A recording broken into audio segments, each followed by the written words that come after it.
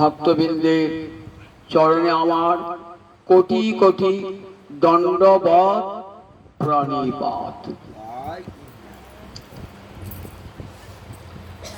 শোক সভায় হরিকথা আলোচিত হয় কেন? এর উত্তরটা শ্রীমদ্ ভাগবতেই আছে। নৈমিষারণ্যে যখন 60,000 ঋষি বসেছেন হরিকথা শুনবার জন্য, তখন সুত গোস্বামী, তিনি ব্যাস শিষ্য, তিনি বললেন, সুখদেবের শিষ্য সুত গোস্বামী পাদ, তিনি বললেন, যস্যাং বৈ শ্রমানায়াং কৃষ্ণে পরম পুরুষে ভক্তির উৎপদ্যতে পুংস শোক মোহ ভয়াপহ। যস্যাং বৈ শ্রমানায়াং, যে গোবিন্দের কথা শুনতে থাকলে, যস্যাং বৈ শ্রমানায়াং কৃষ্ণে পরম পুরুষ গোবিন্দের কথা শুনতে থাকলে কি হয়, কি লাভটা হয়? চক্রপাতে বলে ভক্তির উৎপত্তিতে, হরি কথা শুনতে শুনতে হরি ভক্তির উদয় হয়ে যায়। ভক্তি উদয় হয়ে আমার কি ফল হবে? বলে সবচেয়ে বড় ফল লাভ হবে। কি বড় ফল লাভ? শোক মোহ ভয়াপহ। তোমার শোক চিরকালের জন্য দূরীভূত হবে, মোহ চিরকালের জন্য দূরীভূত হবে, মৃত্যু ভয় তোমার চিরকালের জন্য দূরীভূত হবে। বলুন দেখি, জগতে এমন কোন শক্তি আছে যা একজন পুত্র হারানোর বেদনা জননী সহ্য করতে পারে, সহ্য শক্তি দান করতে পারে? পিতৃহারা সন্তানকে তার পিতৃবিরহের শোক থেকে মুক্তি দান করতে পারে, পতিহারা সতীর জীবনে আনন্দ দান করতে পারে, শোক মুক্ত করতে পারে? পৃথিবীতে এমন কোন শক্তি নয়। পৃথিবীতে রাজা থেকে আরম্ভ করে একবারে ভিখারি পর্যন্ত প্রত্যেককেই কিন্তু শোক মোহের অধীন হতে হয় এবং সকলকেই মৃত্যু ভয়ে কম্পিত হতে হয়। এই শোক মোহ ভয় থেকে মুক্তি রাজাও যেমন পান না, ভিখিরিও পান না। যত বড় ক্ষমতাবান লোক হন না কেন আর যত ক্ষমতাহীন লোক হন না কেন, প্রত্যেকেই কিন্তু শোক দুঃখ ভোগ করতেই হবে, মৃত্যু ভয় ভোগ করতেই হবে। একমাত্র মৃত্যু ভয় কাদের থাকে না? বলেন, মৃত্যু ভয় তাদেরই থাকে না যাদের হৃদয়ে হরি ভক্তি স্থান লাভ করেছে। তাদের হৃদয়ে আর শোক মোহ ভয় থাকে না। ভারতবর্ষের আর্য ঋষিরা 3টে প্রার্থনা করেছিলেন। আমরা ভগবানের কাছে কি চাই? ধন দৌলত টাকা পয়সা চাইতো। আর আমাদের পূর্বপুরুষ, দেখুন, গোত্র বলি, পূর্বপুরুষের কথা মনে যাবে। কেউ কাশ্যপ গোত্র, কেউ ভারদ্বাজ গোত্র, বিভিন্ন গোত্র, কেউ মৌদ্গল্য গোত্র। তাই বোঝা যায় আমরা সব ঋষির সন্তান। আমাদের পিতৃ পিতামহ পূর্বপুরুষ তারা কি চাইতেন ভগবানের কাছে? আমাদের মতন ধন দৌলত চাইতেন না। তারা কি চাইতেন? দেখুন, তমসমা জ্যোতির্গময়, মৃত্যুর মা অমৃতঙ্গময়, অসতমা সদ্গময়। 3টে প্রার্থনা। তমস মানে অন্ধকার, এই অন্ধকারের জগৎ থেকে মা মানে আমাকে, তমস মা, মা মানে আমাকে কোথায় নিয়ে চলো? জ্যোতির্গময়, অর্থাৎ যেখানে সুখের আনন্দের আলো আছে, জ্যোতি আছে, এমন নিয়ে চলো। যেখানে শোক দুঃখ বলে আর কিছুই নাই, এমন জায়গায় আমাকে নিয়ে চলো। এখানে মায়ার জগতে অন্ধকার ছাড়া আর কিছুই নাই। অশাশ্বতং দুঃখালয়ং, গীতা কি বলেছেন? যে অশাশ্বতং দুঃখালয়ং, বলেন এই সংসারটা দুঃখের আলয়। আমরা এমন মূঢ় জীব, সেই সংসারটাকে সুখের আলয় বলে গ্রহণ করেছি। গীতা বারবার বলে দিয়েছেন, দেখো এখানে সুখ বলে কোনো বস্তু নাই।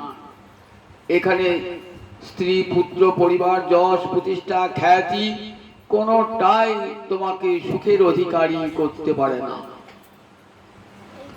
তাই দেখো, সুখ যদি পেতে চাও, একমাত্র মুখখানি গুরুদেব বৈষ্ণবের, সাধুগুরু বৈষ্ণবের আশীর্বাদে মুখখানি গোবিন্দমুখী করো, চির সুখ চির শান্তি তোমার পরায়ত্ত হয়।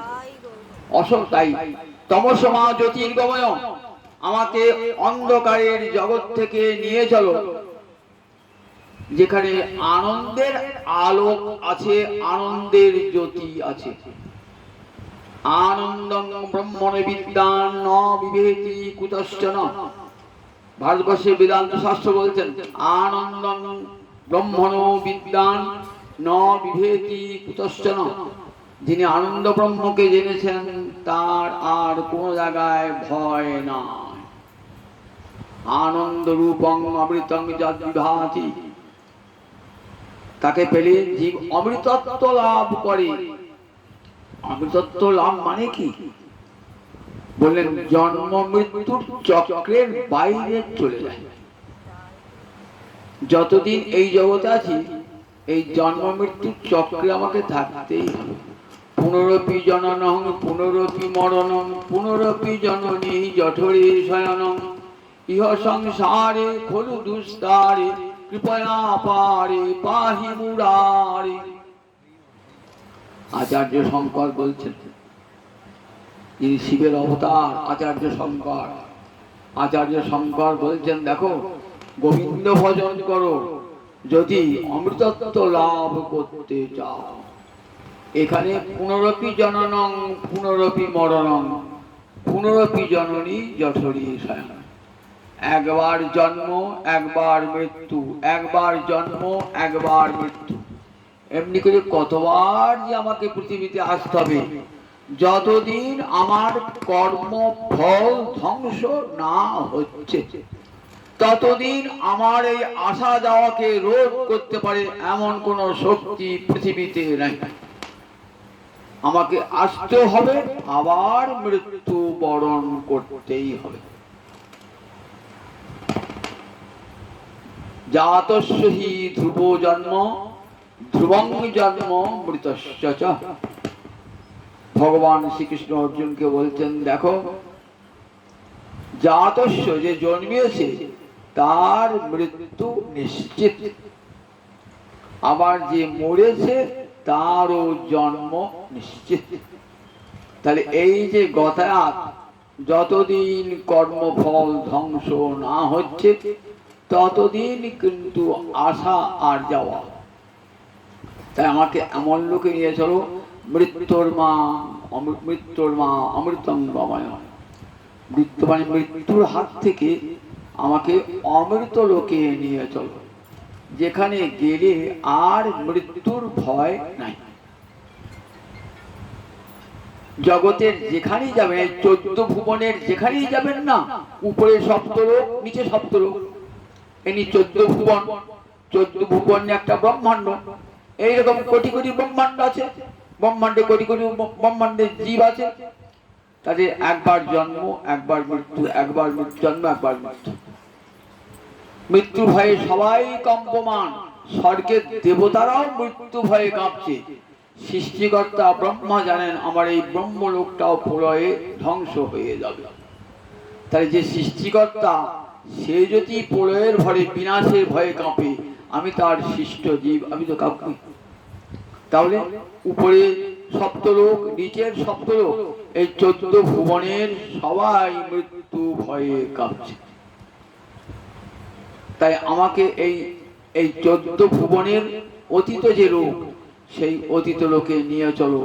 মৃত্যুর মা অমৃত, যেখানে অমৃত আছে সেই অমৃত লোকে আমাকে নিয়ে চলো, যেখানে গেলে আর মায়ার সংসারে আমাকে আসতে হবে না। অসৎ মা সৎগময়। অসৎ মানে ন সৎ, আর সৎ মানে থাকা। অসৎ সত্যি প্রত্যয় করে সৎ, যা থাকে তাকে বলে সৎ। এই জগতে ধন সম্পত্তি বাড়ি গাড়ি কোনটা থাকে? কোনটাই থাকে না।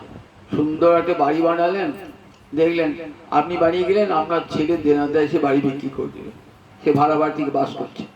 কত কত জমিদাররা তখন কত কেমন সুন্দর সুন্দর বাড়ি বানাস বলুন দেখি একবার, এক একটা রাজবাড়ি। আজ যখন ভূতের বাসা হয়েছে সেখানে, ভূতের বাসা। তাদের বংশধর আগে কার বাড়ি ভাড়া আছে, কার বাড়ি শ্রমিক খাচ্ছে। তাহলে জমিদার যখন বাড়িতে করছে ভেবেছিল আমি বংশ পরম্পরা আমার বাড়িটা থেকেই যাবে বোধ হয়, আর আমার ৮০ টাকা সোনা সব থেকে গেল, কোথায় যে চলে গেল কেউ জানতে পারবে। তাহলে এই জগতে কোনোটা থাকে না, সোনা দানা গয়না হিরে জহরত করে থাকে না। আমার যে খ্যাতিমান লোক সে ভাবছে আমার জগৎ ভাই আমার কীর্তি খ্যাতি, আমি দাপুটে লোক। তোমার এই ক্ষমতা কতদিন থাকবে?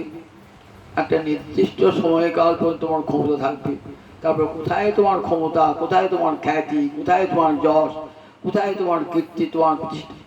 যেদিন শ্মশানে যাবে সেদিন সব শেষ, সেদিন সব শেষ। তোমার খ্যাতি প্রতিপত্তি যশ প্রতিষ্ঠা সেদিন সব শেষ হয়ে যায়।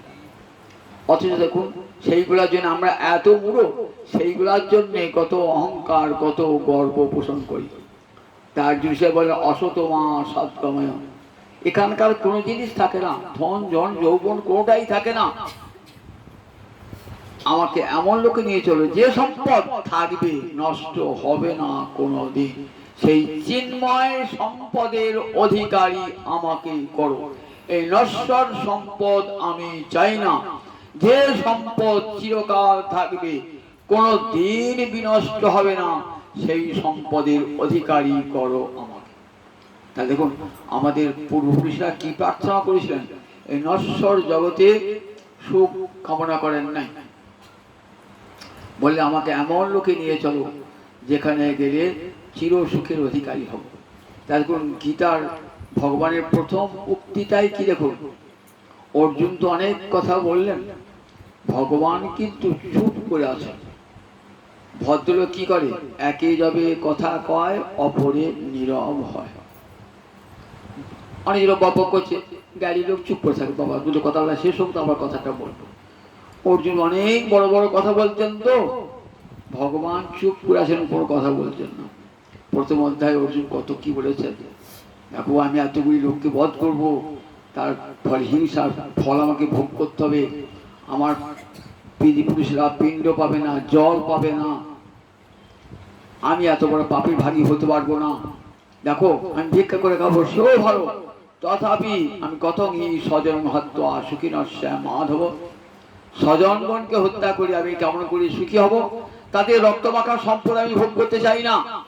লোকে সম্পদ ভোগ করে আত্মীয় স্বজন নিজ জনকে সঙ্গে নিয়ে, আর সে নিজ জন যদি চলে গেল তাহলে আমার সম্পত্তি কি লাভ? এই বলে রথ পস্তে উপাবিশদ শোক ও সংবিঘ্ন মানস। শোকে ডুবে গেলেন, শোক ও সংবিঘ্ন, না গোবিন্দ আমি যুদ্ধ করব না। গোবিন্দ জানেন যুদ্ধ তোমাকে করতেই হবে, এ তোমার তো মূঢ়তা। কুতস্থা কসমলমিদং সমীর সমুপস্থিতং। অর্জুন ধমক দিচ্ছেন ভগবান, গুরুর ক্ষমতা আছে শিষ্যকে ভৎস না করা। শিষ্য যদি বিপথে যায় তাহলে গুরু তাকে ভৎস না করে মঙ্গলময় পথে আনতে পারেন। কুতস্থা কসমলমিদং বিষমে সমুপস্থিতং। এই বিষম সংকটকালে তোমার এই কসমলত মোহ এলো কোথা হতে? এই আমার নিজজন, আমার ধৃতরাষ্ট্রের পুত্রেরা, আমার ভাই, আমার শ্যালক সম্বন্ধী মামা গুরু সব মনে পড়লো এখন তোমার এই মোহগুলো বিষম সংকটকালে কোথা থেকে এলো তোমার? অর্জুন অর্জুন অবাক হয়ে তাকিয়ে আছে। আমার স্বজন চলে গেলে আমি কাঁদবো না, দুঃখ করবো না? আমার স্বজন হারি দুঃখ করবো না? ভগবান কোথায় বলছেন, অসত্যান অন্য শোচস্তাং প্রজ্ঞাবাদাংশ ভাষসে গদাশুনো গদাশুংশ নানু শোচন্তি পণ্ডিতা। দেখবে এইখান থেকে শ্রী ভগবান বলছেন, এইখান থেকে গীতার শুরু। আচার্য শঙ্কর যখন টিকা করছেন না গীতার, আচার্য শঙ্কর দেখো দেখো কোন পুরাণে মহাভারতে রামায়ণে ভগবান কথা বলেন নাই, ভগবান কথা বলেছেন গীতায়, তাই এত গীতার আদর শ্রী ভগবান উবাচ।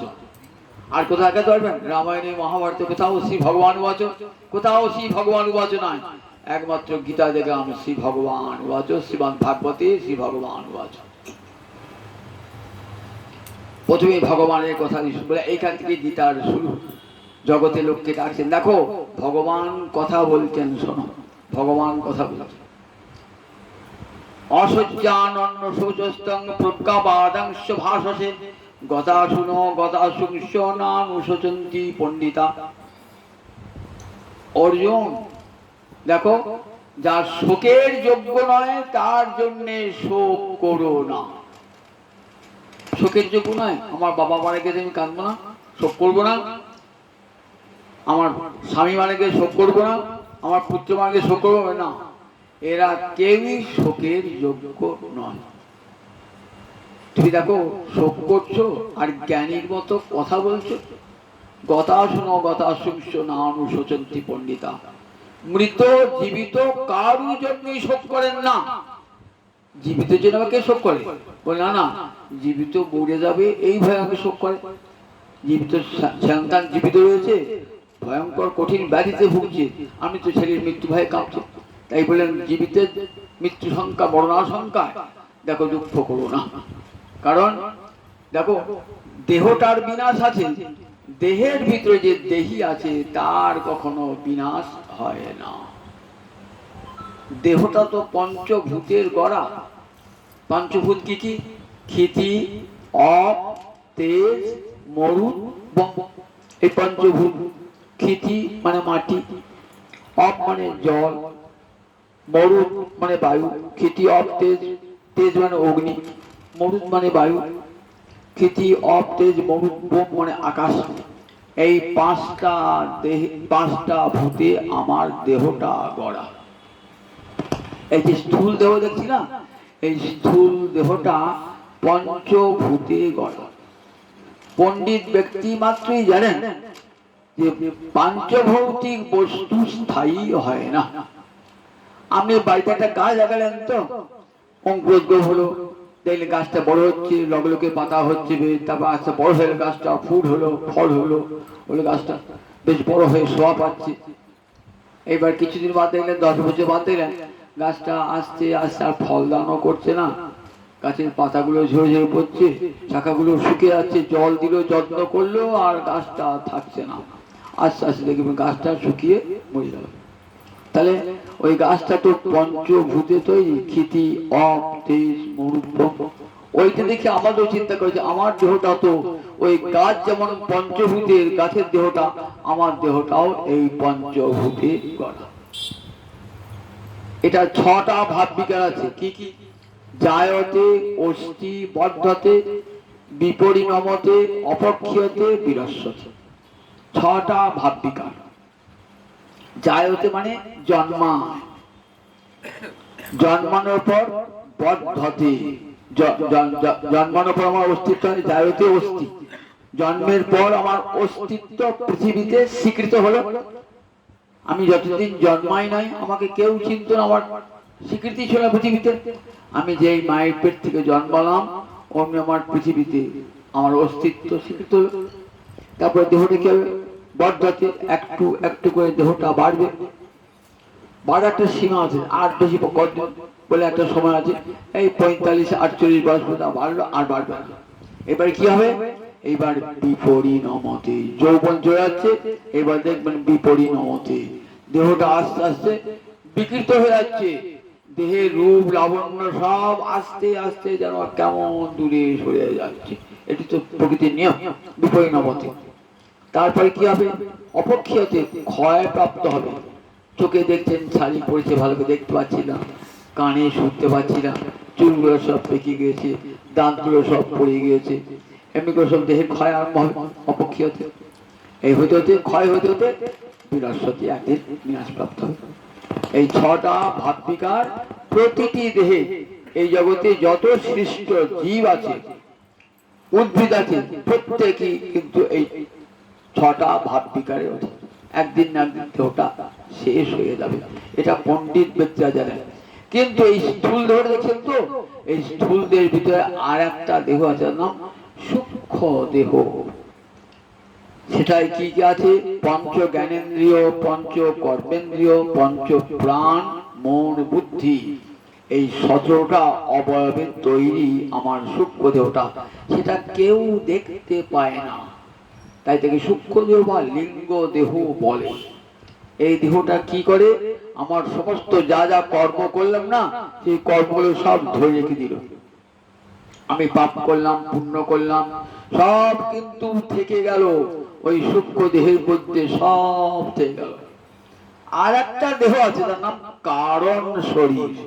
সেটা প্রকৃতি থেকে উদ্ভূত হয়। প্রকৃতি মায়ের গর্ভে যখন কেউ থাকে, তখন তাকে তো কেউ দেখতে পায় না, সেটা প্রকৃতির সঙ্গে মিশেই থাকে, তাকে বলে কারণ শরীর।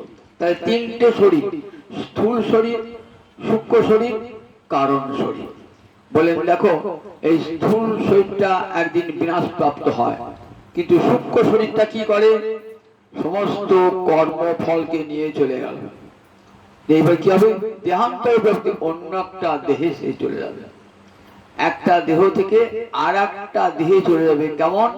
তৃণ জলৌকাবৎ। জলৌক মানে জলের পোকা, জোক, জোককে বলে জলৌকা। দেখবেন জলা জায়গা যেখানে ঘাস আছে, জোকেরা সেখানে থাকে।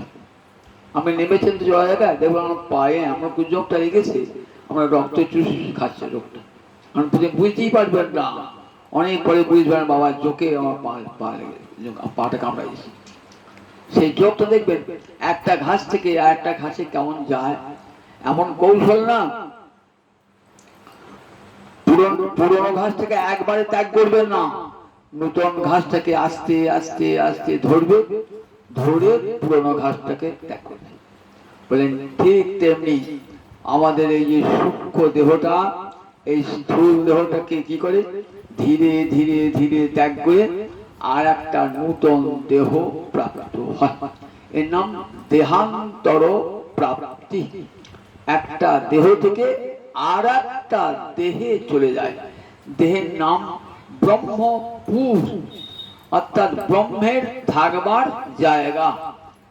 জীবাত্মা এবং পরমাত্মা দুই আছেন এই দেহেতে। তারা তো অবিনাশী সত্তা, তাদের তো বিনাশ নাই। পরমাত্মার জীবাত্মা, তাদের তো বিনাশ নাই। যতদিন দেহেতে থাকবে ততদিন আমার চোখ চেয়ে চেয়ে দেখবে, আমার কান শুনবে, আমার হাত কাজ করবে, আমার চরণ চলবে, আমার মন অনুভব করবে। যতদিন জীবাত্মা এবং পরমাত্মা এই দুই রূপে ভগবান আমার দেহেতে আছে। যে দেহ আপন জ্ঞানে যত্ন করো রাত্রি দিনে, বসন ভূষণ কত বেশ, পরমাত্মা ভগবান যবে হবেন অন্তর্ধান, ভস্য কীট কৃমি অবশেষ। ভগবানকে আপনি স্বীকার করুন আর নাই করুন, তাতে ভগবানের কিছু আসে যাবে না। কিন্তু ভগবান যিনি চলে যাবেন, যে দেহটাকে নিয়ে আপনার দর্প অহংকার, সেটি কিন্তু আর থাকবে না, শত চেষ্টা করেও থাকবে না। টাকা পয়সা, ধন দৌলত, খ্যাতি কোনটাই আপনাকে রাখতে পারবে না। পরমাত্মা ভগবান যবে হবেন অন্তর্ধান, যেই পরমাত্মা চলে গেল জীবাত্মা চলে যাবে। জীবাত্মা আছে কেন? পরমাত্মার জনিত জীবাত্মা আছে, পরমাত্মা আছে, জীবাত্মার নাই। পরমাত্মা ভগবান যবে হবেন অন্তর্ধান, যিনি চলে গেলেন তখন দেহটার কি গতি? বলেন ছাই, এক মুঠো ছাই হবে, যদি মাটিতে পুঁতে দেন কি হবে? কৃমি হবে, পোকা হয়ে যাবে, দেহটাকে ভস্য কীট কৃমি অবশেষ। আর সেই দেহটার জন্যে কত যৌবনের অহংকার, কত শক্তির অহংকার, দেখেছেন তো? আর সেই দেহটার শেষ পরিণতি কি? ভস্য কীট কৃমি অবশেষ। দেহটাকে সাজাই গুজাই, দেহের ভিতরে যে দেহি আছে তার খোঁজটা একবারও রাখি না। দেহের ভিতরে, দেহি মানে দেহটাকে যে ধারণ করেছে তাকে দেহি বলে, অর্থাৎ জীবাত্মা। অর্জুন কবে দেখো, এই দেহ আর দেহি দুটো পৃথক, এই দুটো আমরা পৃথক করতে পারি নাই বলি শোক করি। শোকটা কেন? দেহ আর দেহি এই দুটো আমরা পৃথক করতে পারি না। যারা পণ্ডিত ব্যক্তি, যাদের পণ্ডা মানে বেদজ্জলা বুদ্ধি, তারা জানেন যে দেহটা একদিন না একদিন ধ্বংস হবেই হবে। শত চেষ্টা করো দেহটাকে রাখা যাবে না, কিন্তু দেহের ভিতরে যে দেহি আছে সেটি নিত্যকাল থাকবে, নিত্যকাল থাকবে, তার কখনো বিনাশ নাই। সেই সূক্ষ্ম দেহটা জীবাত্মাকে নিয়ে আবার একটা অন্য দেহে যেমন যেমন কর্ম করেছেন তেমনি তেমনি দেহ প্রাপ্তি হবে। কর্মানুযায়ী দেহ, যদি পশুর মতো কর্ম করি তাহলে পশুর দেহ পাবো, যদি মানুষের মতো কর্ম করি তাহলে মানুষের দেহ পাবো, যদি দেবতার মতো কর্ম করি তাহলে দেবতার দেহ পাবো। একবারে সোজা হিসেব, যেমন কর্ম করবেন আপনি তেমনি দেহটা পাবেন। এই দেহটা, এই যে দুর্লভ মানব জন্ম লব্ধা সুদুর্লভমিদং বহু সম্ভবান্তে, বহু লক্ষ লক্ষ জনই ঘুরতে ঘুরতে ঘুরতে ঘুরতে ভগবান একটা দামি দেহ দিয়েছেন, যে দেহটা দিয়ে কৃষ্ণ চিন্তন হবে। এর আগে যে দেহ পেয়েছি সে দেহেতে কৃষ্ণ ভজন হয়েছে? পাখি হয়েছি, কীট হয়েছি, পতঙ্গ হয়েছি, পশু হয়েছি, সে দেহেতে কৃষ্ণ ভজন হয়েছে? সে দেহেতে কৃষ্ণ ভজন হয় না। সব ইন্দ্রিয় রয়েছে কিন্তু কোন ইন্দ্রিয় কৃষ্ণ সেবার উপযোগী ছিল না। পশুর চোখ আছে কিন্তু সেই চোখ দিয়ে ভগবানকে দর্শন করবার ক্ষমতা তার নাই। পশুর কান আছে কিন্তু হরিকথা সে কান দিয়ে শুনতে পায় না। তাই দেখুন, সব ইন্দ্রিয় রয়েছে কিন্তু সেই দেহ ইন্দ্রিয় ভগবানকে চিন্তা করতে পারে না। কিন্তু একমাত্র একটা দেহ, মানব দেহ, যে দেহটা দামি এবং মূল্যবান দেহ, এই দেহটা যেন দেখুন স্বর্গের দেবতার প্রতি প্রার্থনা করেছে। দেখবেন ভাগবতের পঞ্চম স্কন্ধে ব্রহ্মাদি দেবগণ ভগবানের কাছে প্রার্থনা করছে, কেন মানবে জনম দিলে না হে, আমায় দেবতা করিলে কেন, কেন মানবে জনম দিলে না হে, সেবা যদি কার পেতাম, কেন মানবে জনম দিলে না হে। ব্রহ্মাদি দেবতা তারা বলছেন, কেন মানব জন্ম দিলে না? এই দেহেতে গোবিন্দের সেবা হয়, তাহলে দেহটা কত মূল্যবান একবার চিন্তা করুন, যে দেহ দিয়ে গোবিন্দ সেবা হবে। এই দেহটা দিয়ে এমন দুর্লভ মানব জন্ম, সেই দুর্লভ মানব জন্ম পেয়েও একবার হা গৌর হা গোবিন্দ বললাম না। এমন মানব দেহ ভগবান দিলেন করুণার দান। ৮৪ লক্ষ জনই ভ্রমণ করে এখানেও কেবল খাবো দাবো, সংসার করব, অর্থ উপার্জন করব, বাড়ি করব, গাড়ি করব, ধন দৌলত করব, যশ প্রতিষ্ঠা অর্জন করব, এই নিয়ে মাতোয়ারা হয়ে থাকলাম। একদিনও ভগবান গোবিন্দকে ডাকলাম না, কৃষ্ণ বললাম না। একদিন যেদিন মায়ের পেটে ছিলাম সেদিন বলেছিলাম গোবিন্দ তোমাকে ভজন করব, যেই মাতৃ গর্ভতে চ্যুত হলাম সব ভুলে গেলাম, সব ভুলে গেলাম ভগবান। তো হে বিশ্বরী মন তাহে সমর্পিনু, অবমজু হব কোন কাজে। মিথিলার কবি বিদ্যাপতি কাঁদছেন জীবন সায়ান্নে বসে, নিজে বড় ভক্ত তথাপি ৩ ভাবে বলছেন, তো হে বিশ্বরী মন তাহে সমর্পিনু, অবমজু হব কোন কাজে।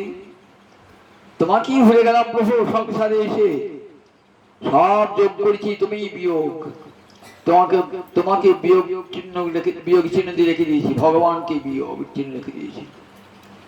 একটা ছেলে অঙ্ক করেছে, সারা পরীক্ষা ঘন্টা ভালো অঙ্কটা করেছে, শেষকালে দেখছি উত্তরটা নিচে না, যে ঘন্টা পড়বে আর জবাব দেখছে একবারে শেষ ঘন্টা।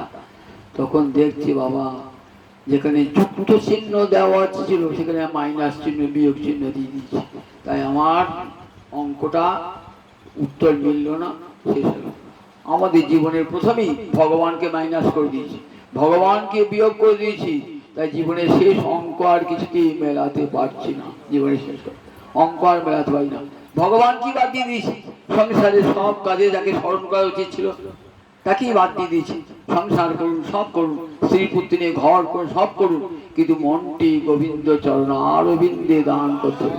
মন গোবিন্দ যেন গোবিন্দ চরণ অরবিন্দে থাকে। সংসার করতে কোনো বাধা নাই, অর্থ উপার্জন করতে কোনো বাধা নাই, যশ খ্যাতি প্রতিষ্ঠা অর্জন করতে কোনো বাধা নাই, কিন্তু মনে রাখবেন সব সময় আমার এই যশ খ্যাতি প্রতিষ্ঠা আজ আছে কাল থাকবে না, কিন্তু গোবিন্দ আমার চিরস্থায়ী। এই যদি চিরসুখ পেতে হয়, এই যশ খ্যাতি প্রতিষ্ঠা কেউ আমাকে চিরসুখ দান করবে না, একমাত্র গোবিন্দ ভজন আমাকে চিরসুখ দান করবে, মৃত্যুর হাত থেকে অভয় দান করবে একমাত্র। আমরা দেখি শ্রীমদ ভাগবতে দেবকী দেবী ভগবানের স্তব করছেন, কোথায় কংসের কারাগারে। ভগবান তখন জন্মিয়েছেন, তো তখন দেবকী স্তব করছে, মা স্তব করছে, সন্তানের স্তব করছে। দেবকী জানেন আমার পুত্রটি ভগবান, কি করে জানেন? যখন জন্মালেন না, শঙ্খচক্র গদা পদ্ম সব নানাবিধ অলঙ্কার অঙ্গে পুরে, অলঙ্কার অঙ্গে পুরে ছেলে জন্ম হয়। কি দেখছে আমার এমন ছেলেটি পেট থেকে বেরিয়ে এলো নানাবিধ অলঙ্কার যুক্ত হয়ে, শঙ্খচক্র গদা পদ্ম। তখন বলি এটি তো আমার ছেলে ভগবান। তখন মা দেবকী স্তব করে কি বলছেন? মত্ত মৃত্যু ব্যয়ভীত পলায়ন সর্বান লোকান নির্ভয় নাদ্য গচ্ছত তৎপদাব্জং প্রাপ্য যদিচ্ছা ষষ্ঠ সেতে মৃত্যু আসমাৎ অপেতি। বলছেন হে গোবিন্দ, মর্ত মানে এই জগতে মানুষ মৃত্যু ব্যয়ভীত, মৃত্যুর ভয়ে ভীত হয়ে কি বলে স্বর্গে যাব, ব্রহ্মলোকে যাব বলে সব লোকে ঘুরে বেড়ায়, কিন্তু কোথাও অভয় পায় না। দেবলোকে গেলে ইন্দ্র বলে দেখো আমার এই জগতেও মৃত্যু আছে, এই স্বর্গেতেও মৃত্যু আছে। ব্রহ্মলোকে যাবেন ব্রহ্মা বলে এখানেও মৃত্যু আছে, তপলোকে যাবেন, মোহলোকে যাবেন, জললোকে যাবেন বলে এখানেও মৃত্যু আছে। বাবা আমি মৃত্যুর হাত থেকে রক্ষা পাবার স্বর্গে বললাম সেখানেও মৃত্যু আছে বলে হ্যাঁ সেখানেও মৃত্যু আছে। এর উপরে তপল ভুব স তপ মোহ জন তপ লোক আছে, তো প্রত্যেক লোক বলে কোন লোকটাই স্থায়ী নয়, সব লোকই প্রলয়কালে ধ্বংস হয়ে যায়। তাহলে এখানেও মৃত্যু আছে, তাহলে কোন জায়গায় তোমাকে অভয় পেলাম না, কিন্তু কোথায় অভয় কোথায় মৃত্যু যেতে পারে না। মা বলছেন তৎপদাব্জং প্রাপ্য যদিচ্ছয়া, তুমি কৃপা করে জীবের প্রতি সৌভাগ্যবশত তুমি আবির্ভূত হয়ে যাওয়ার পেট থেকে, তোমার এই চরণ কোমল তৎপদাব্জং, তোমার চরণ কোমল পেয়ে জীব কি হয় ভয় মুক্ত হয়ে যায় চিরকালের জন্য।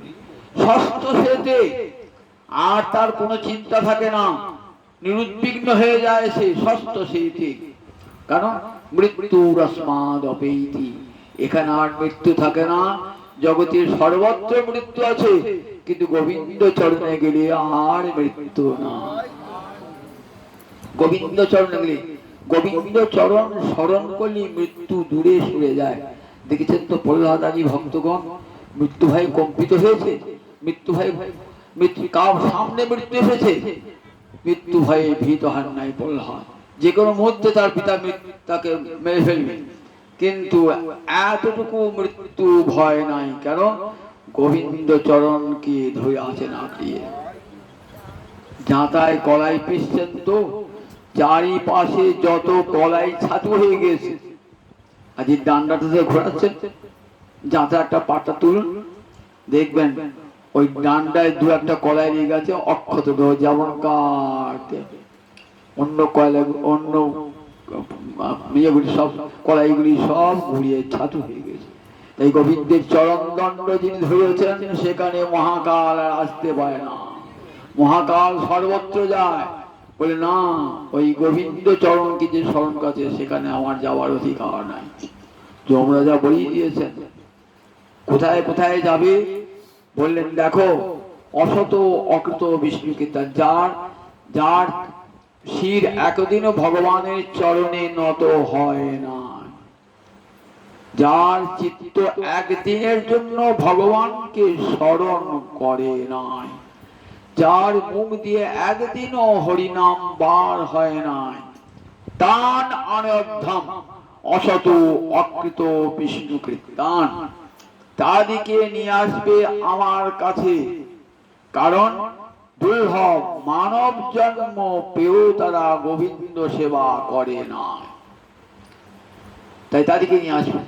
কাজী প্রহ্লাদ জানেন মৃত্যু আমার কাছে আসতে পারবে না, ধ্রুব জানেন আমার কাছে মৃত্যু আসতে পারবে না। মৃত্যু এসেছে ধ্রুবের কাছে। ধ্রুব বলছে কে তুমি? তা বলছে আমি মৃত্যু দেবতা যম। কি জন্য এসেছো? তোমাকে নিতে এসেছি। বলে আমাকে নাও, তাহলে নিতে যখন এসে নাও। তা বলে তোমার অঙ্গটা আমি ছুঁতে পাচ্ছি না।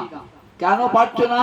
না ওই অঙ্গটা গোবিন্দ স্পর্শ করেছে, তাই ওই অঙ্গটা ছোবার অধিকার আমার আর নাই। তাহলে বলে তোমাকে আমি ছোবো না, কিন্তু তুমি আমাকে একটু ছো, আমাকে স্পর্শ করো, স্পর্শ করে এই জগৎ থেকে চলে যাও। তাহলে বেশ, কি করে ছোবো? তারপরে তোমার চরণ দুটো আমার মাথায় দাও। তোমার চরণ দুটো দেখেছেন মৃত্যু দেবতা যম কাকে বলছে? ধ্রুবকে বলছে তোমার চরণ দুটো আমার মাথায় দাও। ধ্রুব বললে তাই হয় নাকি? আপনি যে 12 জন মহাজন আছেন তার মধ্যে যমরাজা একজন, আপনাদেরকে বহুবার বলেছি। 12 জন বৈষ্ণব আছেন পৃথিবীতে, তার মধ্যে যমরাজা একজন। তা সেই বৈষ্ণবের মাথায় আমি পা রাখতে পারি? কখনো তো সম্ভব না। তাহলে এখন উপায় কি? আমাকে অঙ্গীকার না করে এই জগৎ থেকে কেউ যেতে পারে না। তা বলেন এক কাজ করব।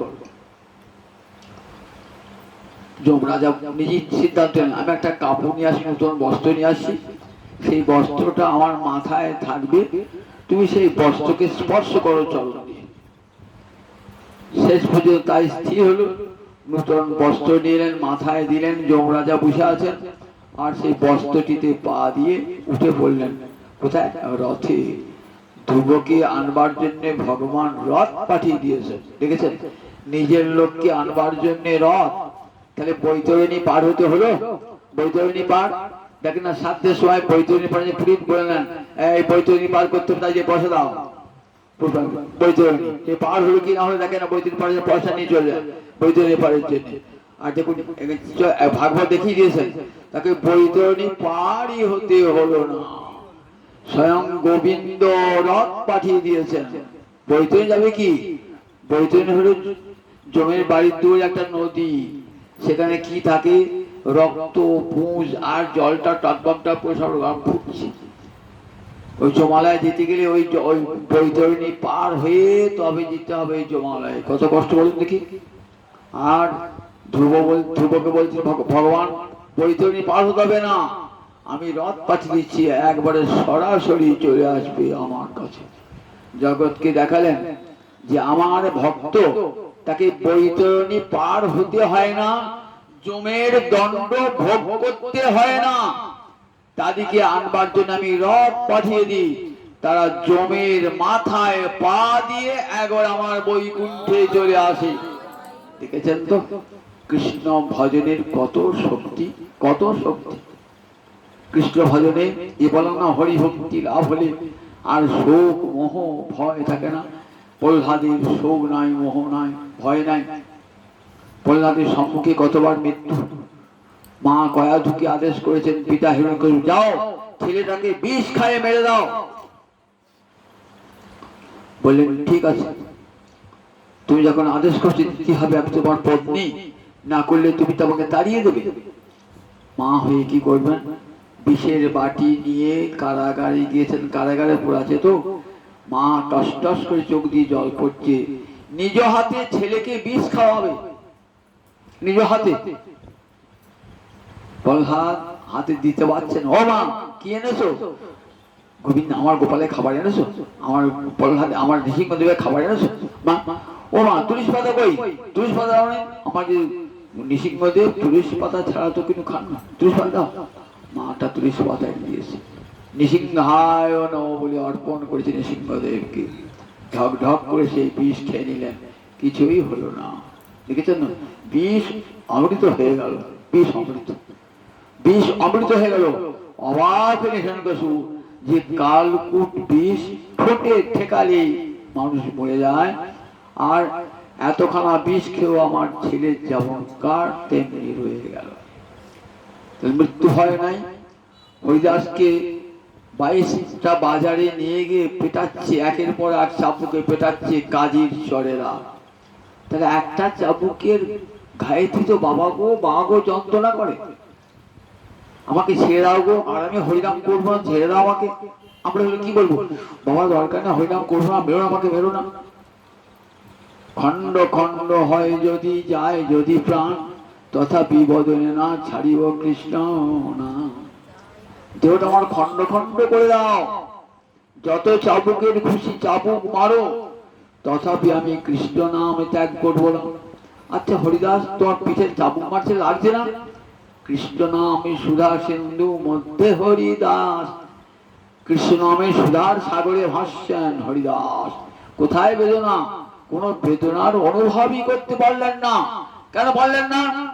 গৌর হরি পৃষ্ঠে লগ্ন হয়েছেন। আহা, আমার ভক্তের পিঠে এত চাবুকে দাগ। আমার ভক্ত শুধু ভগবান কত আদরে, ভক্তে কত ভগবান তার ভক্তের প্রতি কত আদর, পৃষ্ঠে লগ্ন হয়েছে। যত চাবুকের আঘাত সব গৌর হরির অঙ্গে, হরিদাসের অঙ্গে একটুও চাবুকের আঘাত পড়ে নাই। তাই হরিদাস মা গো বাবা গো বলে চিৎকার করেন নাই, সব আঘাত আমার গৌরাঙ্গ হরি গ্রহণ করেছেন। এটি কখন প্রকাশ হলো? যখন মহাপ্রভু স্বার্থহরিয়া ভাবে রয়েছেন শিবাসঙ্গনে, তখন বলছেন, দেখ হরিদাস, তোকে যখন 22 বাজারে বেত্রাঘাত করছিল কাজীর চরেরা, তখন আমি সুদর্শন চক্র নিয়ে আসছিলাম, আমার ভক্ত বিরোধীকে আমি রক্ষা করি না, কিন্তু আসতে পারলাম না, আমাকে সুদর্শন চক্র রেখে আসতে হলো। কেন গো ঠাকুর? তোর প্রার্থনা। তুই কি প্রার্থনা করলি? এত চাবুকের পর চাবুকের আঘাত খাচ্ছিস, তথাপি তোর কি প্রার্থনা? এসব জীবেরে কৃষ্ণ করহ প্রসাদ, মোর দ্রোহে সবার নহু কই অপরাধ। হে গোবিন্দ, যারা আমাকে চাবুক মারছে তাদেরকে কৃপা করো, তাদের অপরাধ গ্রহণ করো না প্রভু। দেখেছেন তো কেমন ভক্ত, এত আঘাতের পর আঘাত, কিন্তু প্রত্যাঘাত করবেন না। তাই আমি কি করব? ভক্তের বাক্য তো রক্ষা করতে হবে। তাই আমি কি করব? আমি তোর পৃষ্ঠে লগ্ন হলাম। দেখবি যতগুলো চাবুক 22টা বাজারে, সব চাবুকের দাগ আমার পিঠে। দেখাচ্ছেন গৌর হরি পিঠে সব চাবুকের দাগ। হরিদাস কাঞ্চন, প্রভু আমার মতন সামান্য একটা মানুষের জন্য তুমি এমন করে চাবুক গ্রহণ করেছো প্রভু। তোমার করুণার সীমানায় প্রভু, তুমি কৃপা পারাবার প্রভু, করুণার সিন্ধু তুমি, নয়ন জলে ভাসছেন। কি নেবে বলো হরিদাস? কিছুই চাই না প্রভু, আমার জন্য এত দুঃখ সহ্য করেছো প্রভু তুমি, আমাকে আশীর্বাদ করো। কি কুকুর শচী নন্দন বাহাপে কৃপা করো মোরে, কুকুর করিয়া মোরে রাখো ভক্ত ঘরে। আমি আর কিছু চাই না, আমাকে কুকুর করে রেখো ভক্তের ঘরেতে। দেখেছেন তো? তাহলে কৃষ্ণ ভক্ত যমালয়ে যায় না, যমদণ্ড ভোগ করতে হয় না। সে কোথায় চলে যায়? সে চলে যায় নিত্য লোকে, যেখানে গেলে আনন্দের পাথার, আনন্দের সমুদ্র, যেখানে গেলে আর শোক দুঃখ কিছুই ভোগ করতে হয় না, চির আনন্দের স্রোতে ভাসে। মৃত্যু ভয়কে তারা দূর করে দেয় চিরকালের জন্য। মৃত্যু ভয় যে দূর হয়, সেটা কি জগন্নাথের ভক্তের। আজকে জগন্নাথীরা চলছে তো, এই সময় জগন্নাথের কথা একটু শোনাতে হয়। এক জগন্নাথ ভক্তের কথা শুনিয়ে আমার ভাগবতী কথা সমাপ্ত করব। দিল্লিতে একটা দর্জি ছিল, তার নাম পরমেষ্ঠি। সে কালা দর্জি, কালা কিন্তু নয় সে, কিন্তু কালা সেজে থাকতো। কেন? লোকের কথা যেন শুনতে না হয়, কৃষ্ণ কথা ছাড়া অন্য কথা যেন কানে শুনতে না হয়। ঠিক রাজর্ষি ভরতের মতো কালা বোবা সেজে থাকতেন রাজর্ষি। সত্যিকারে কালা বোবা নন, কিন্তু কালা বোবা সেজে থাকতেন। তাহলে লোকে তাকে দূরে সরিয়ে দেবে, এই লোকটা কালা শুনতে পায় না, এই লোকটা বোবা কথা বলতে পারে না, লোকে অগ্রাজ করে দেবে।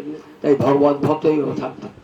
এই দর্জিটাও তেমনি কালা হয়ে কালা সেজে থাকতো, কিন্তু সত্যি কালা নয়, কিন্তু হৃদয়ে পরম হরিভক্তি। রামচন্দ্র চরণের অসামান্য অসাধারণ ভক্তি। সে জগন্নাথকে দেখতে কি দেখে? রাম লক্ষ্মণ সীতা দাঁড়িয়ে আছে, কেবল রাম নাম জপ করেন সারা দিন ধরে। তার স্ত্রীটিও তেমনি ভক্তিমতী, স্বামী স্ত্রী উভয়ে তারা কি করেন?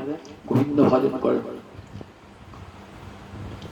তা একদিন সে ভালো ভালো জিনিস বানাতে পারে, এত ভালো দর্জি না, ভালো ভালো খুব নাম তার, সবাই তাকে কালা দর্জি বলত। দিল্লির বাদশাহ তার নাম শুনে বললেন, দেখো আমি নতুন ছিট দিয়ে গেলাম, এই নতুন ছিট দিয়ে দুটো বালিশ তৈরি হবে, সোনার জড়ি দেওয়া আছে, এমন দামি ছিট দিয়ে গেছেন, খুব মহামূল্যবান বাদশাহ দিয়েছেন। দেশে ছিট হয় নাকি, সোনার উপর কাজ করা আমার দিয়ে গেছে। দুটো বালিশ তৈরি করবে, আমার জন্য একটা আর মেম সাহেবের জন্য একটা, দুটো বালিশ তৈরি হবে। বালিশ দুটো তৈরি করছেন কালা দর্জি। বালিশ তৈরি করতে, আহা এই বালিশ আমার জগন্নাথের সেবায় লাগলে কি ভালো হতো মনে মনে ভাবছে, কি ভালো, এ তো জগন্নাথের সেবার যোগ্য মনে মনে ভাবছে। এবার সেক্ষেত্রে রথে চাপবেন জগন্নাথ। রথে যখন চাপেন তখন কি হয় বলুন দেখি, কি করে আসেন? জগন্নাথকে পা হাঁটি করে আনে না, কি করে আনে? একটা তুলোর বালিশের উপর একবার চাপায়, সেখান থেকে আবার একটা তুলোর বালিশে, আবার একটা তুলোর বালিশে, এমনি করে পান্ডারা নিয়ে এসে একবারে রথে বসায়। একে কি বলে? পাণ্ডু বিজয় বলে, পাণ্ডু বিজয়। সেই পাণ্ডু বিজয় হচ্ছে। আর কালা দর্জি কথা ভাবছেন, এই আমার জগন্নাথ নামছে, পান্ডারা নিয়ে আসছে, একটা বালিশ থেকে আর একটা বালিশে, হঠাৎ দেখছে একটা বালিশ ফেটে গেল, একটা বালিশ ফেটে গেল। তখন ধ্যানেতে মানুষে ভজন হচ্ছে, এই নাও আমার বালিশটা বলে মনে মনে বালিশটা দান করেছেন। সত্যি বালিশটা চলে গিয়েছে, কানে বালিশটা চলে গিয়েছে। অনেকক্ষণ পর যখন জ্ঞান ফিরে এসছে, দেখে সত্যি একটা বালিশ নেই। কয়েকদিন পর বাদশার চর এসেছে, বলছে বালিশ দুটো হয়েছে? তো বলছে হ্যাঁ একটা বালিশ হয়েছে। একটা আরেকটা কি হলো? একটা বালিশ জগন্নাথ নিয়ে নিয়েছে। জগন্নাথ নিয়েছে? মিথ্যাবাদী, কাউকে বিক্রি করে দিয়েছো, মিথ্যা কথা বলছো। বাদশা তো একবার ধরে দিয়েছিল লোকটা, এত বড় স্পর্ধা, আমি দুটো বালিশ করে দিলাম, একটা বালিশ নিয়ে নিয়েছে। ও বদমাইশ করে বলছে, ও কোথায় বিক্রি করে দিয়েছে, ধরে নিয়েছে দর্জিকে। বলছে একটা বালিশ কোথায় গেল? তাহলে জগন্নাথ নিয়েছে। জগন্নাথ কোথায় থাকে গো? শ্রীক্ষেত্রে, আর এটা দিল্লি। তোমার জগন্নাথের হাতটা কত বড় গো, এখান থেকে নিয়ে যাবে? তাহলে আমার জগন্নাথের তো সব দিকেই হাত, সব দিকেই পা। আমি শাস্ত্র মুখে শুনেছি, সর্বত পাণি পাদং তৎ সর্বত শিশিরমুখ। জগতের সর্বত্র তার পা ছড়ানো আছে, জগতের সর্বত্র তার হাত ছড়ানো আছে, সর্বত্র তার চোখ, সর্বত্র তার মস্তক, সর্বত্র তার মুখ। ওহ, তোমার ভগবানের এত বড় হাত! ওই বাবা পুরী থেকে হাত বাড়িয়ে নিয়ে গেল, মিথ্যা কথা বলতে আর জায়গা নেই। জানো তো মৃত্যুদণ্ড, এই যে রাজাদেশ অমান্য করেছো, তার ফলটা কি হবে জানো? তোমাকে মৃত্যুদণ্ড পেতে হবে। বললে বেশ, জগন্নাথের জন্য মৃত্যুদণ্ড গ্রহণ করবো, যা খুশি আপনি করুন। বলে পিঠটা কুঁজো ছিল, কালা ছিল, এই কালা কুঁজো লোকটাকে নিয়ে গিয়ে ভর্ত কারাগারে, কারাগারে দিয়ে হাতে পায়ে শিকল বেঁধে রেখে দে, আর খেতে দিবি না, দরজা বন্ধ করে দিবি, যেন আমাকে আর মারতে না, এমনি যেন মরে যায়। এমনি যে না খেতে পেয়ে মরে যায়। নিয়ে গিয়ে বাদশার চরেরা হাতে পায়ে শিকল বেঁধে দরজা ভেঙে দিয়েছে। সেখান থেকে জগন্নাথের ধ্যানে মগ্ন। দেখেছেন তো গীতায় ভগবান কি বলেছেন? কৌন্তেয় প্রতিজানেহি নমে ভক্ত পুনশ্চতি। হে কুন্তীর নন্দন, তুমি জগতে প্রতিজ্ঞা করে বলো, আমার ভক্তির কখনো বিনাশ হয় না, বিনাশ হয় না, বিনাশ হয় না।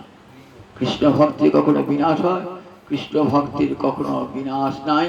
তাকে রক্ষা করবার জন্য ভগবান স্বয়ং ছুটে আসেন, যুগে যুগে এসেছেন ভগবান। কাতর হয়ে ভগবান কি বলেছে দেখেছে তো? আমার 4 প্রকারের ভক্ত, আর্ত, জিজ্ঞাসু, অর্থাৎ জ্ঞানী চ ভরতোৎসব।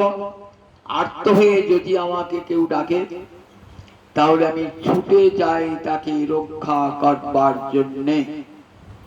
সেই ডাকটা যদি সত্যি আন্তরিক হয়, আজ দেখুন বলবে সে কোন সত্যযুগ হয়েছে, কোন দাপর যুগ হয়েছে, এখন হবে না। আজও ডাকুন, খুব কঠিন সমস্যায় পড়েছেন, ডাকুন ভগবানকে অন্তর সঙ্গে, দেখুন ফল ফলে কিনা। দেখবেন স্বয়ং ভগবান এসে আপনার সেই সমস্যার, সেই সংকট থেকে আপনাকে মুক্তি দান করেছেন। আজও হয়, তার কৃপা সর্বযুগেই আছে। যতই কলিযুগ আসুক তার কৃপা কিন্তু কলিযুগতেও হবে। তাই এদিকে না খেতে দিয়ে রেখে দিয়েছে, হাতে পায়ে বেঁধে রেখে দিয়েছে, কিন্তু কালা দরিদ্র কৃষ্ণ ভক্ত তো তার মনে এতটুকু খেতে পাচ্ছে না দিনের পর দিন, তার জন্য কোনো দুঃখ নাই, কিচ্ছু নাই। এদিকে জগন্নাথের আসন টলে উঠেছে, আমার ভক্ত এত কষ্ট পাচ্ছে কারাগারে, এত দুঃখ পাচ্ছে, এত দুঃখ পাচ্ছে, তাকে খেতে দেয় না 7 দিন ধরে, না খেতে পেয়ে আছে, আবার হাতে পায়ে বাঁধা। সেই অবস্থাতেই সে নয়ন জলে ভাসছে, আমাকে ডাকছে। আর ভগবান থাকতে পারেন? জগন্নাথ ভক্ত বৎসল, ভক্তের জন্য কি না করতে পারেন ভগবান।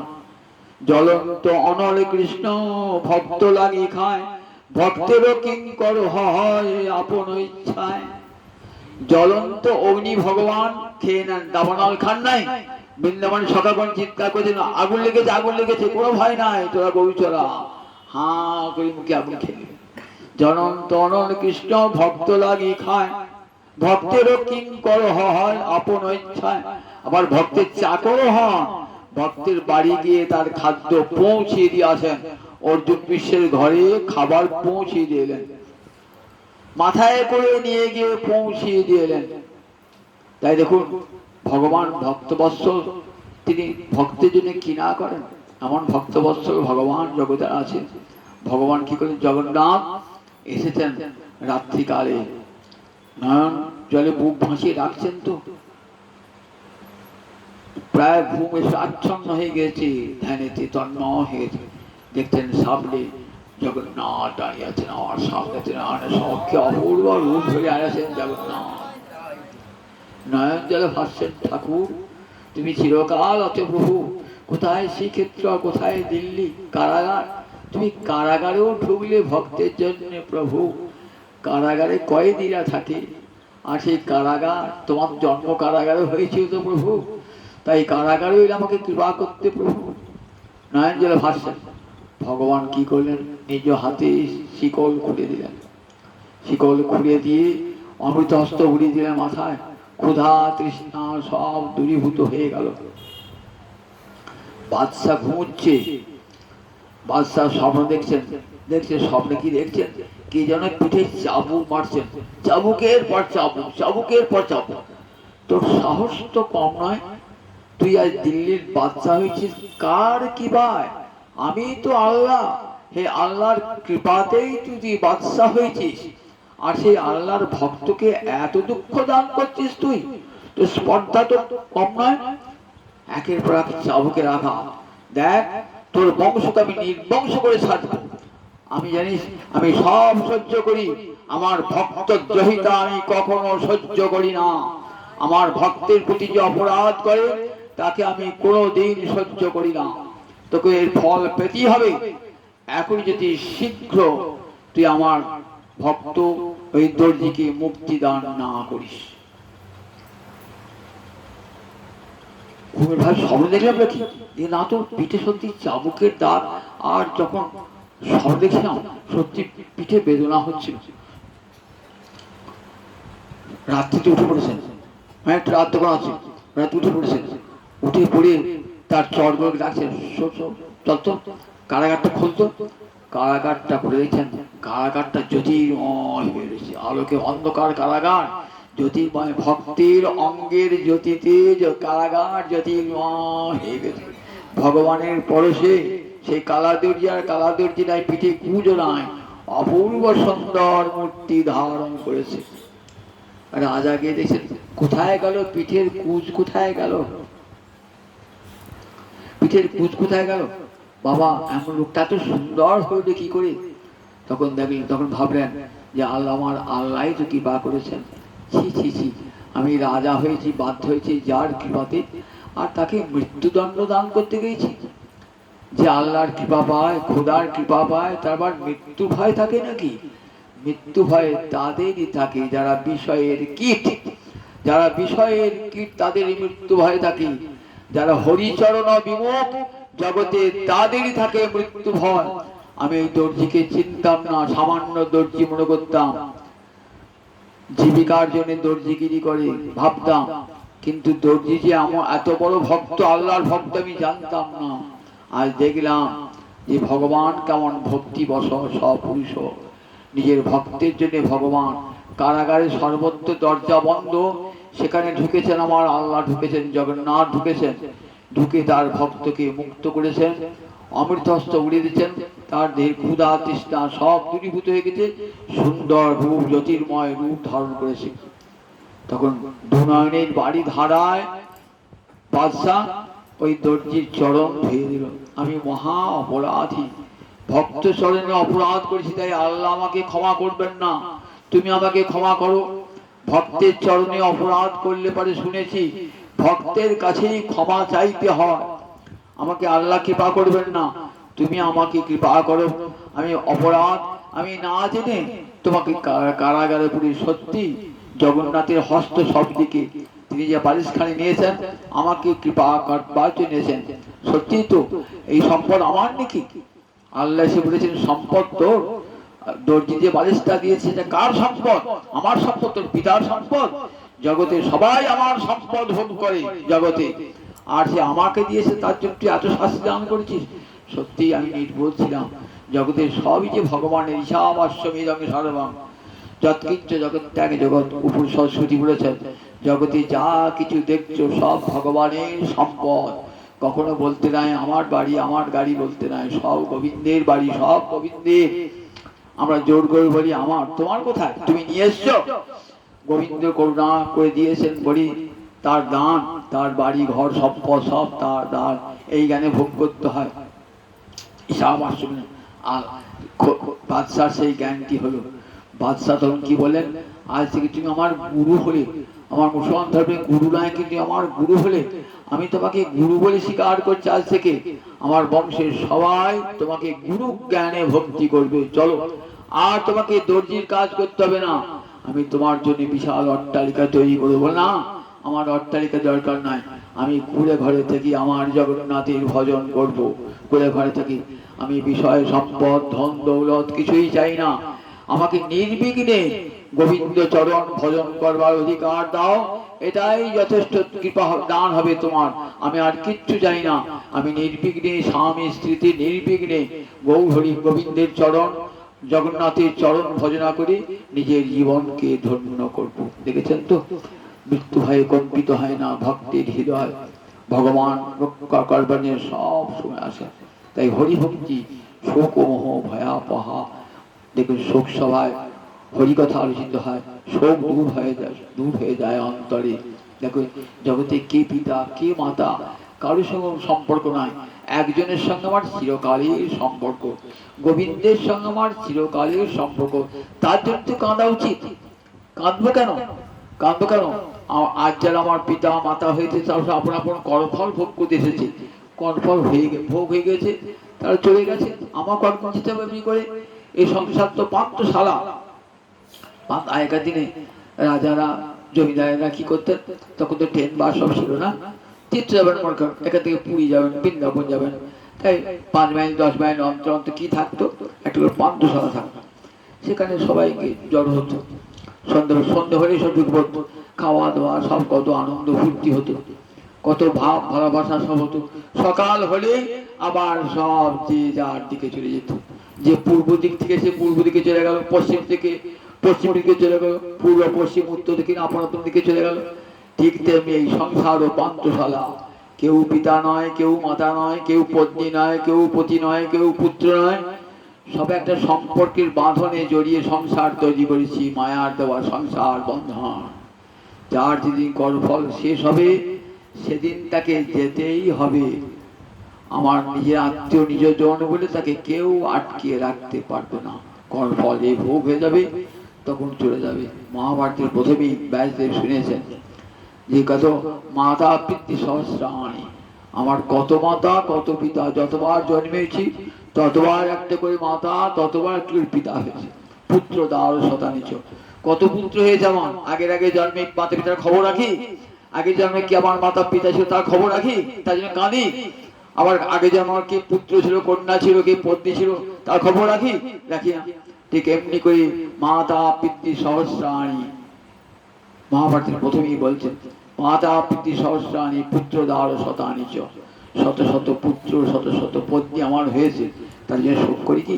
তারপরে অসজ্জান অন্য শোক, যা শোকের যোগ্য নয় তার জন্য একটা জায়গায় শোক করো, যে ভগবানকে, যিনি কি তার সঙ্গে আমার চিরকালের সম্পর্ক, সেই ভগবানের সঙ্গে আমার যেন বিচ্ছেদ না হয় জীবনে, তাকে যেন কখনো না ভুলি। আমার শয়নে স্বপনে নিদ্রায় জাগরণে, আমার শয়নে গৌর স্বপনে গৌর, আমার গৌর নয়ন তারা, আমার জীবনে গৌর মরণে গৌর, গৌর গলার হারা। এমনি করে গৌর গোবিন্দকে গলার হার করে সারা জীবন ধরে একজনকে চিন্তা করে তার সঙ্গে যেন বিয়োগ না হয় কোনো কালে।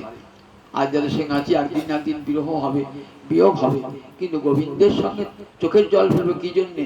গোবিন্দের জন্য চোখের জল ফেলবো, আত্মীয় স্বজনের জন্য নয়, পিতা মাতার জন্য নয়। বরঞ্চ ভগবানকে প্রার্থনা করবো যে আমার পিতা রূপে ছিল, যে আমার মাতা রূপে ছিল, হে গোবিন্দ কৃপা করি তার বিদেহী আত্মা তোমার চরণে গিয়ে শান্তি লাভ করবো।